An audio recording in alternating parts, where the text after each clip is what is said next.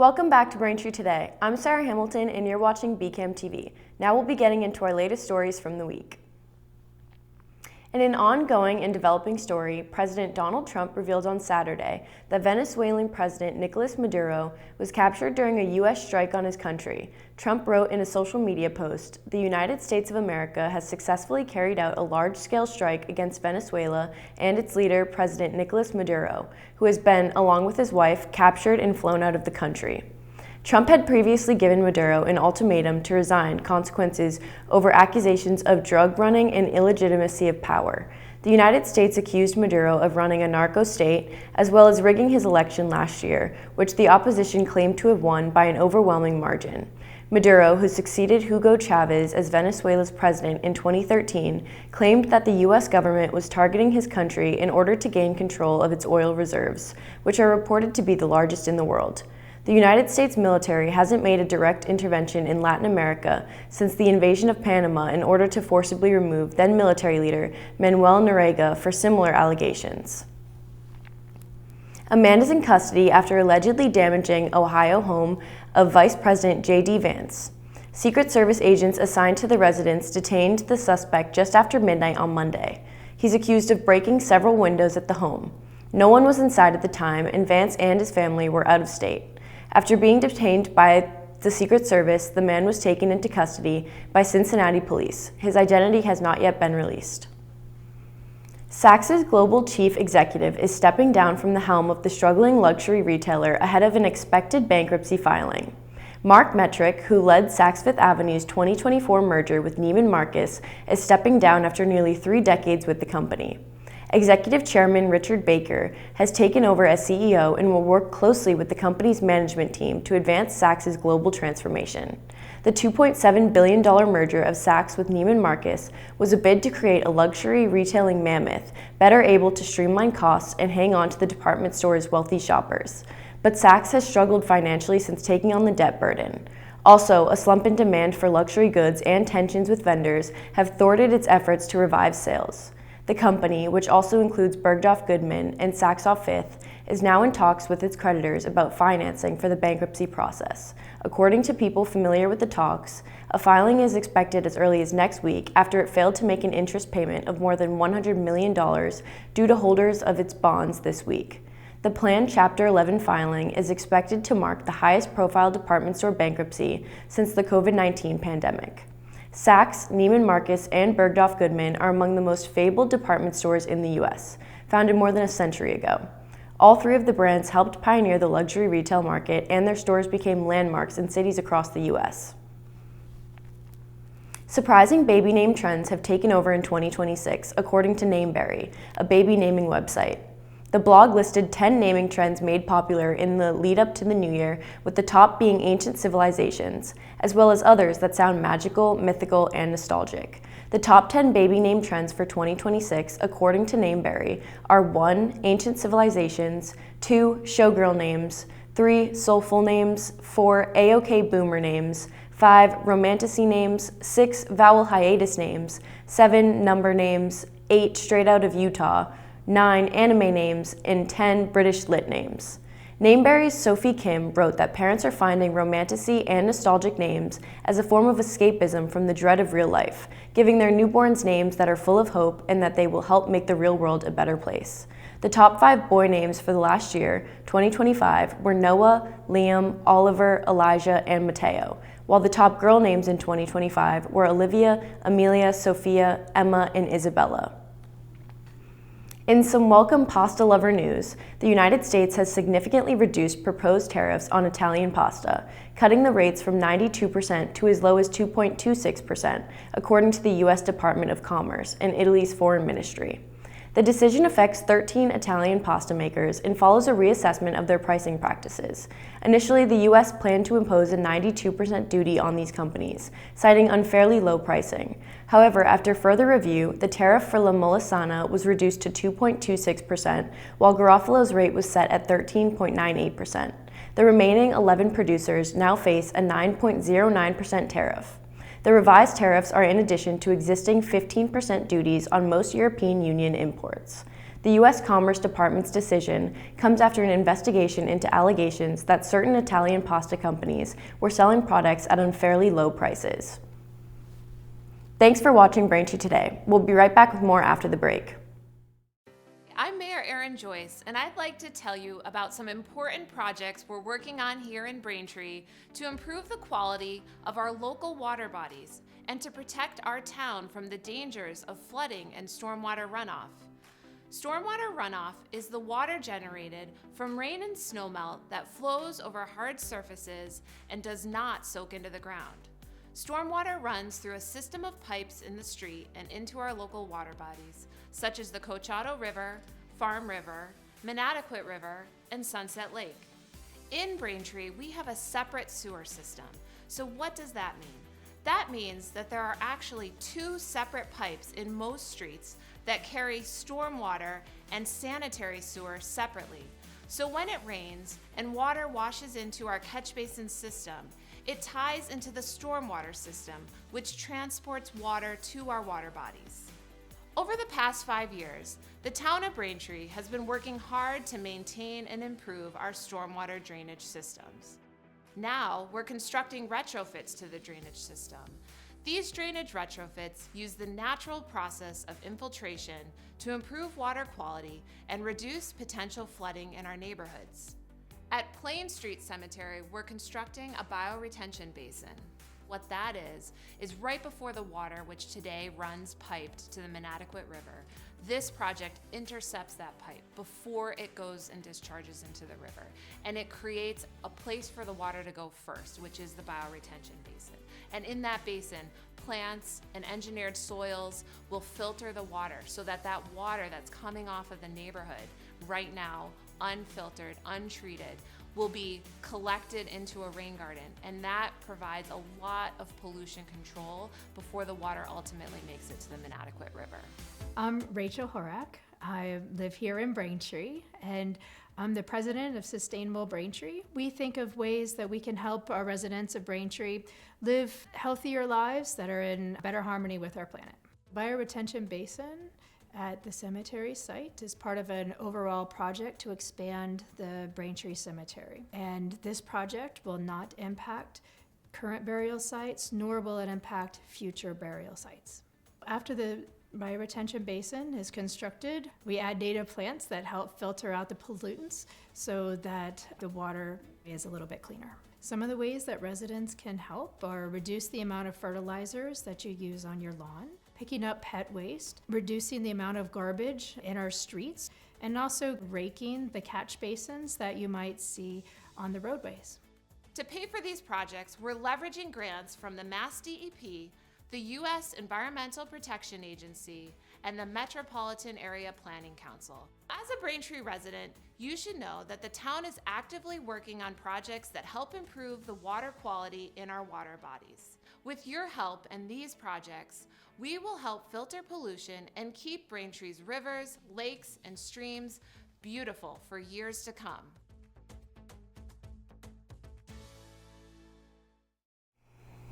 Welcome back. Last Friday, January 2nd, the town of Braintree officially kicked off 2026 with its swearing-in ceremony at Town Hall. Mayor Joyce officiated the newly elected and reappointed members of the Town Council, School Committee, Thayer Library Trustees, BELD, and the Braintree Housing Authority in taking the oath of office. Let's take a look at some moments from the event. This is a wonderful, historic moment in Braintree, and Braintree is no stranger to history for sure. I want to thank you so much for being here with us as we take a moment this morning to really honor what service means. We have members who served in our armed forces sitting in front of us. We have many members of our police department sitting around the edges of us, and many members of town government, both elected and also those who work for the town who serve us every day. So just thank you so much for being here. We're about to get ready to swear in our 10th town council since the inception of the mayoral form of government in Braintree in 2008. And we're also going to be swearing in residents elected to our housing authority, the Braintree Electric Light Board, trustees of the Thayer Library, and also our school committee. We're especially happy to be standing here on the second day of January in the year 2026, the beginning of a year marking the 250th year of America's independence. We're looking forward to a lot of special events this year, and I encourage you to follow along on the mayor's page for a special calendar that we created, noting events around town that will highlight Braintree, Massachusetts' pivotal location in our nation's history.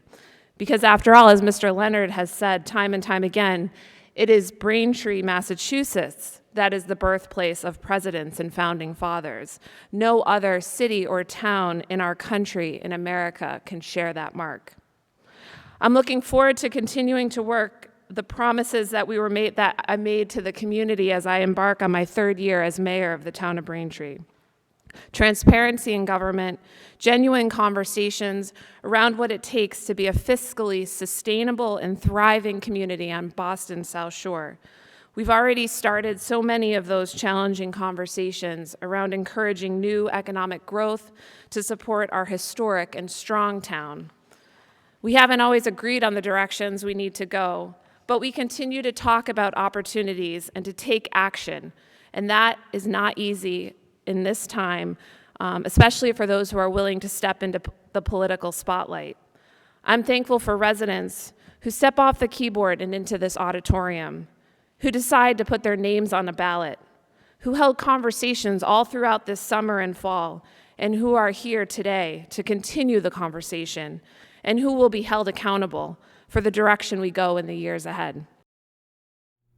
Shortly following the swearing-in ceremony, the town council met, reorganized, and elected District 6 Councilor Peter Morin, the new council president, and District 3 Councilor Elizabeth Maglio as vice president.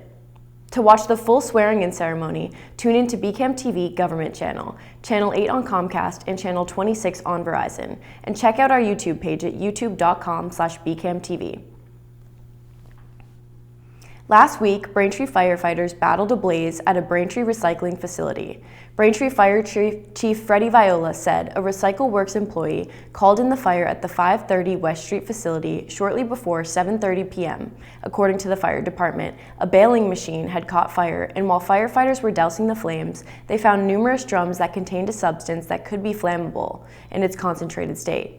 The sprinkler system had the fire under control, so firefighters waited until a hazmat team confirmed it was safe to approach and douse the flames.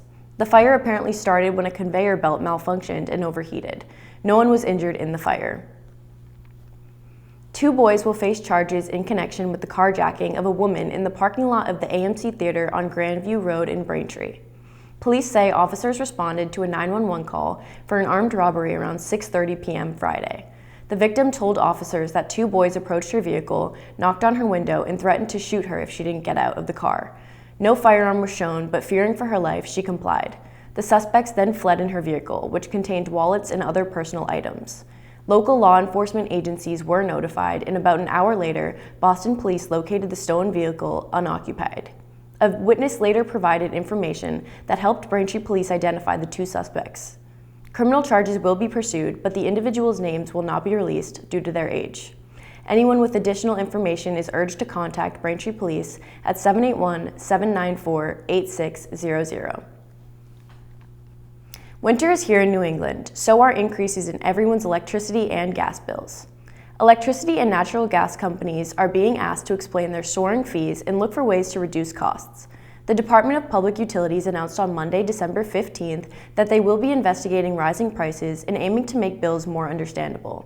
The DPU noted that complicated utility bills increase customer confusion and mistrust. The state of Massachusetts attempted to make bills clearer, but failed because different companies use different billing services. Electric and gas companies under the DPU's jurisdiction are National Grid, NSTAR, Eversource, and Liberty Utilities.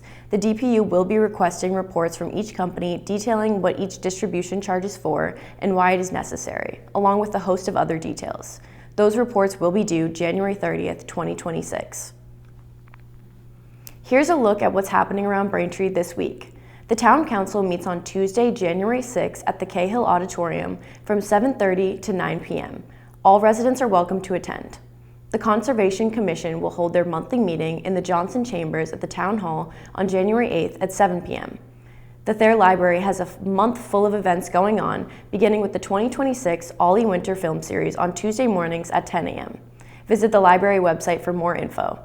On January 7th, parents can bring their 1 to 5-year-olds to the Children's Room for Family Movement and Mindfulness session at 10:15 a.m. Then, all parents with newborns are invited to a session of Baby and Me at the Children's Room at 11 a.m. The Little Groove music concert will be held on January 9th at 10:30 a.m. for ages 1 to 5 in the Logan Auditorium. And on January 10th from 10 a.m. to 4 p.m., all kids 13 and up can come to the South of Boston board game meetup group for a day of play. The town of Braintree also wants to remind residents that Christmas tree recycling will happen during the weeks of January 5th and 12th. Please don't bag the tree and remove any tinsel and decorations. And that's the weekly snapshot. Thank you for watching Braintree Today on BCAM TV. We'll be right back with more stories in the area.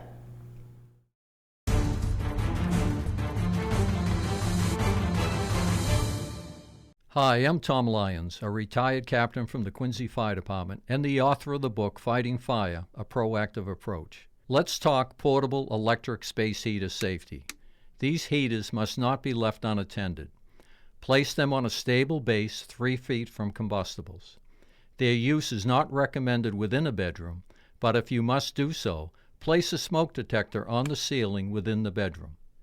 Plug a portable space heater directly into the outlet, avoiding extension cords. Thus, do not use lamp cords or power strips for this purpose. Are portable, unvented propane and oil-filled heating appliances safe to use within a residence? No. Massachusetts prohibits their use. These heaters produce asphyxiant gases. These gases can render an occupant incapacitated or dead. Please consider your safety during these upcoming colder months. Thank you for doing so. Welcome back to Braintree Today. Now let's get right into more stories. A Stoughton man has filed a $1 million federal lawsuit against the town of Stoughton and the Stoughton Police Department. Derek Wigfall alleges that 3 officers used excessive force during a 2022 arrest, claiming they held him down and tased him multiple times inside his apartment. He also says he was not fighting with or threatening police at the time. Court records show Wigfall was arrested and charged with assault and battery on a household member, witness intimidation, and resisting arrest. Those charges were later dropped in July of 2023 due to a lack of prosecution. The lawsuit claims the officers violated his constitutional rights and caused lasting physical and emotional harm. It also accuses town and department leadership of failing to properly train officers on use of force and de-escalation. Stoughton Police Chief Donna McNamara said in a written statement that officers acted appropriately and in accordance with department policy. The lawsuit is currently pending in federal court. Earthquakes are very rare in the New England area, so when one happened last Friday on the New Hampshire-Massachusetts border, it became top headline news on social media sites. A magnitude 2.1 earthquake hit last Friday at about 1:45 a.m., according to U.S. Geological Survey data. The epicenter was in the town of Milford, which is located in between Nashua and Manchester. The depth of the earthquake was about 5.4 miles underground. There were nearly 100 "Did you feel it" reports on the USGS's website. In Massachusetts, a map showed that shaking was felt in the Townsend and Pepperell areas, and even just to the west of Boston. There were no immediate reports of damage. According to Boston College's Weston Observatory, earthquakes with a magnitude between 2 and 3 can be felt near the epicenter, but they don't cause damage. The last notable earthquake to hit New England was a year ago, in January of 2025.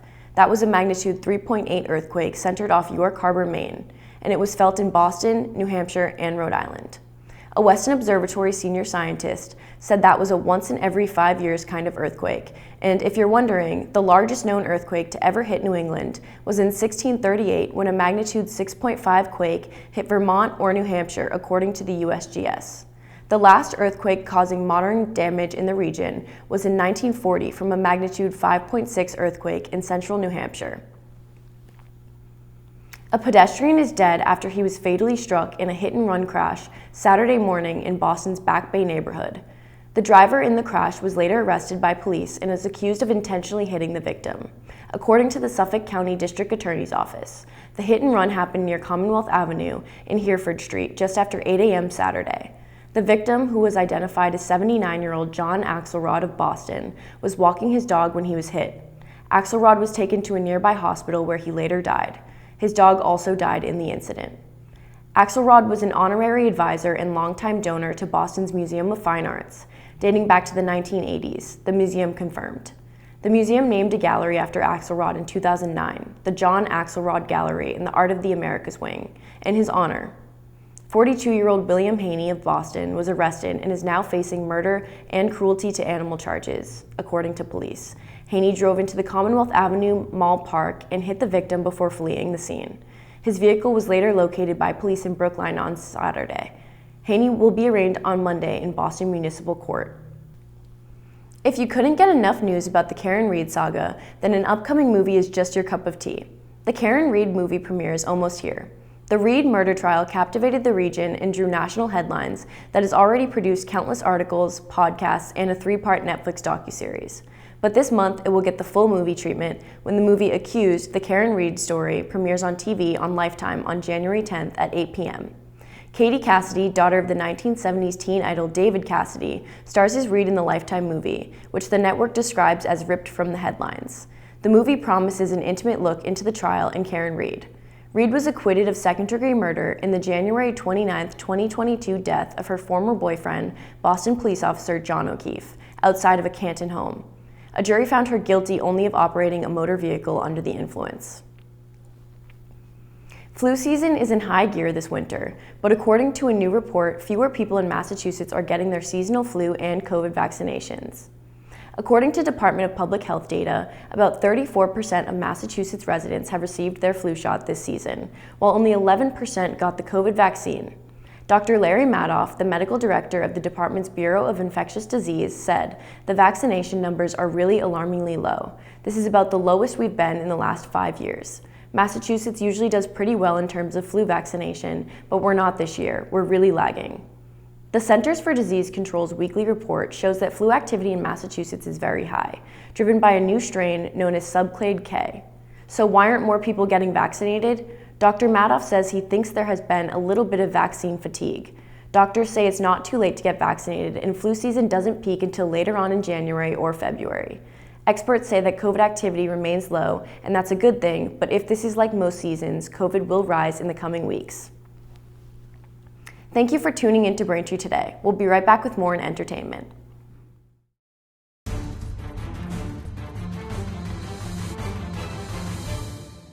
Hi, I'm Tom Lyons, a retired captain from the Quincy Fire Department and the author of the book Fighting Fire, A Proactive Approach. Cooking is the leading cause of home fires. Unattended cooking is the leading cause of these fires and related deaths. Therefore, keep a close eye on your cooking. If you must leave the kitchen, bring a utensil with you as a reminder of your efforts. Set a timer for food taking longer to cook. Turn pot handles towards the back of the stove. Keep a lid nearby when cooking. If a small grease fire starts, slide the lid over the pan and shut off the burner. You can take an active role in your safety. Cooking safety starts with you. Welcome back to Braintree Today. Now here are some new movies and shows that have been creating some social buzz. First, Cover Up is a documentary chronicling Pulitzer Prize-winning investigative reporter Seymour Hersh's career. The documentary spotlights Hersh's groundbreaking reporting on major U.S. military and intelligence scandals, including My Lai and Abu Ghraib. It shows how tough, independent journalism is essential to democracy, especially today. Using Hersh's own notes and archives, it reveals patterns of systemic impunity and the impact of fearless reporting.